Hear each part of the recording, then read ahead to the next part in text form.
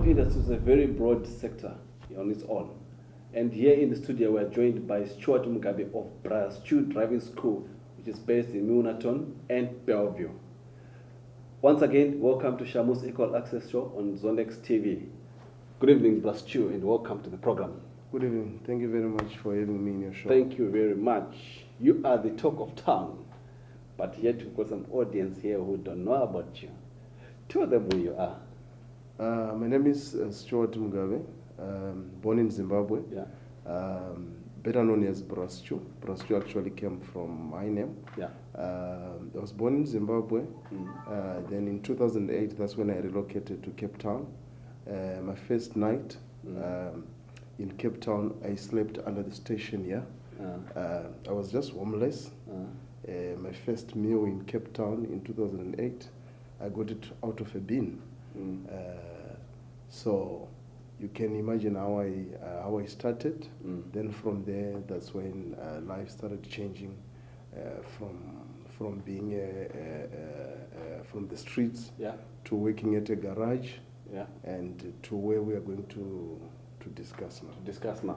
That is a very interesting story, and one story that I can foresee as we're going into our discussion, that it's a story which has come from a hardship, that we just explained now. So let's get into it. When you working at the garage, where were you working? I was working here in Cape Town in Milnerton. Were you a petrol attendant? Yeah, I was more like a petrol attendant, a merchandiser. Okay. This was after I was working for another white guy, and I realized the money was not good enough, but my papers, they were not okay at that time. Okay. So I needed money to fix my license first. Okay. So now I had to get some employment, and fortunately enough, I got an employment at a garage. And surprisingly, when I was working at this garage, every time I put petrol for people, or people they come, I attend them in the shop. They would tell me, or they would tip me with a 50 rand and say, "I'm giving you this money, but you don't deserve to be in this place." Okay. So that was one thing that always told me that what I was doing, it was not meant for me to be doing. Okay. In fact, it was also a hardship that I had faced in Zimbabwe, because in Zimbabwe I tried to do some entrepreneurship, but because of the dollar and devaluating and all that, the story, things they became very bad, that I had to come and look for some greener pastures. But I didn't know anybody. I just had to come. I had no option to come to Cape Town. So it was through that, and when when I was serving people, and people were telling me, "No, man, the way you talk, the way it seems there's something that God has given you that you are not utilizing." So it was through some prayers and sitting down and saying, "What am I really good at?" That made me to upgrade myself. That's very interesting. So when did you, before you started Bras Chu, you were actually working for someone, eh? Yes, what happened is in around 2010, after I had organized my South African license, somebody called me and he said, "No, look, we have heard about you. We want to give you a job as an instructor." So this company was just starting. So it was actually a driving school, but they only had a car and a truck at that moment. So I got there, I was teaching in a small car, and within some time the company started growing also very big. Because of my commitment, I believe, as well. I became the CEO of the company. So from 2 vehicles, the company started having close to about 12 vehicles. Wow. Yeah, so I was the CEO, I was the manager, I was the marketing manager, I was almost jack of all trades. Jack of all trades of the company. I was actually running the company. So that's how it started. I started as an instructor, and then you left. Then I left. And then what happened? Yeah, what happened is after some years, when I was with this company, I started feeling that the space that I was too small for me now. I had to grow myself, because Bras Chu was all over. I had helped thousands and thousands of people to obtain their South African licenses, including foreigners and South Africans. So Bras Chu became a name, and with that I realized that I think I need to start my own brand. Then from there, that's when I started in 2015 with only a truck. It was just a single truck. But in 2015, I was operating under this driving school name. They didn't mind you? They didn't mind. It was more like a franchise. Okay. But in 2016, that's when I decided that I'm just cutting it off. Okay. I'm gonna stand on my own, and that's when I increased my fleet from trucks to small cars. Yeah. Okay. My name is Tendai. I work at Breast Driving School. I'm the one of the office lead. I'm the one who teach learners. We do the bookings at Breast Driving School, and our driving school is in Cape Town, Milnerton, Juslovo, Democracy Way near Makoni Beam, and our second office is in Belleville. Molo sisunjani? Molo sisidiphile njani? Right now, ubani igama lakho? Igama lami nguSelina George. Sihlala apha eSlovo. Okay, so uyenza ntoni apha kwaBrasq? Apha kuBrasq ndizofunda. Kudala benifuna ufunda i-learners. I'm so happy about Brasq's learning classes. Hi, how are you? I'm good, and you? I'm very well, thank you. So, here at Brasq, what is your experience? What have you learned so far? I've learned about rules and signs of the road, and road marks and controls. So, what's your name? My name is Privilege. Okay, so how are you finding this learning class? Here, I'm finding perfectly, starting doing rules of the road, signs, controls, and road markings as well. My name is Shepard Matanira. I'm the senior instructor of the Brasq Driving School. Okay, so what do you do? Can you tell us what do you do on this training yard? In this yard, we teach our learners to prepare for the yard test, specifically the K53 procedures and its methodologies.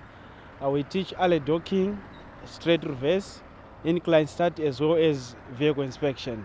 According to K53, there is a certain way that you are required to do when you go for a test, and this is how it goes.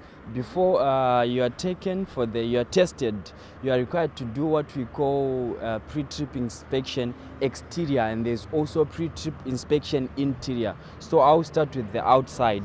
This is how it goes. You check under the car, as you say, there's no leakage, no obstruction under the car. Okay. And you'll be explaining to the examiner, my door is working properly, there is no cracks on my view mirror, there is no cracks on my indicator, the tire treading is okay, there is adequate or enough pressure, the bolts and nuts are tight. You tell the examiner that my headlight is not cracked.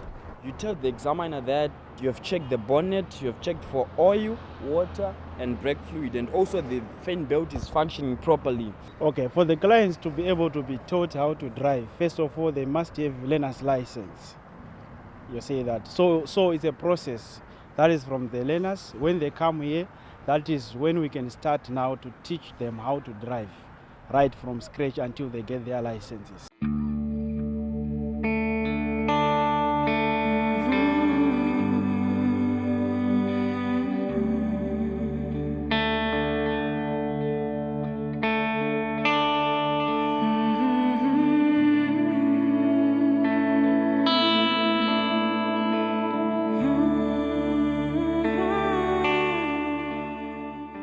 So we have got close to about 6, 7 people, 6 people that are working for us permanently. As instructors? Yeah, as instructors. Okay. One of them is just a rotator who just comes with the other guys. So from 2016, like this year?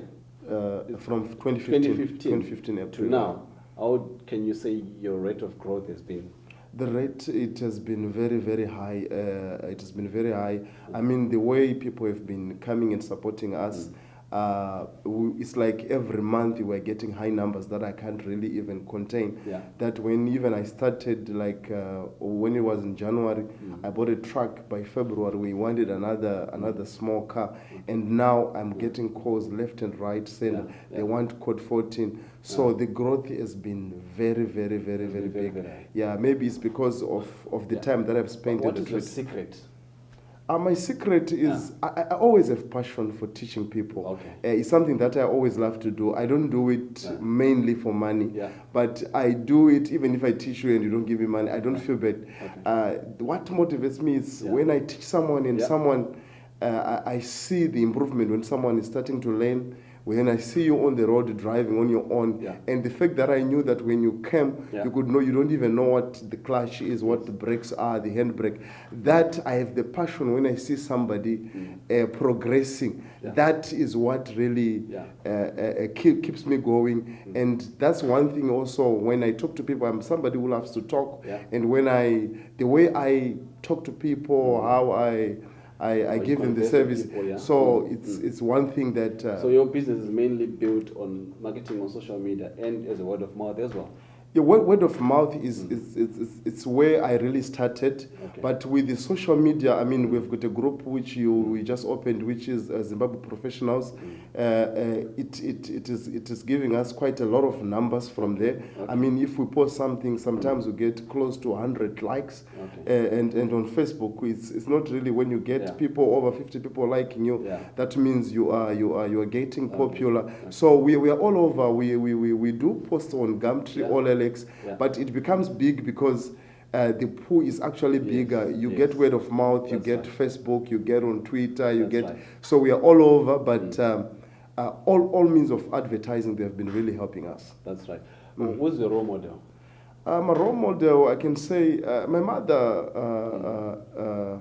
has been my role model because when I grew up and how I see, in my family when she was trying to take me to a boarding school, when things were really tough, with the way how she handled herself and how she pushed herself up to, especially academic-wise, she's one person that I look up to, Okay, that is very inspirational. Tell me something, the unit of Zimbabwe is in Cape Town. What's your take on that? What I would want to say on that one is there's this one thing which I call it the PhD, the PhD syndrome, the pull them down syndrome. Yeah, but that one we are saying that one is gone. As Zimbabweans now, starting from now we are united.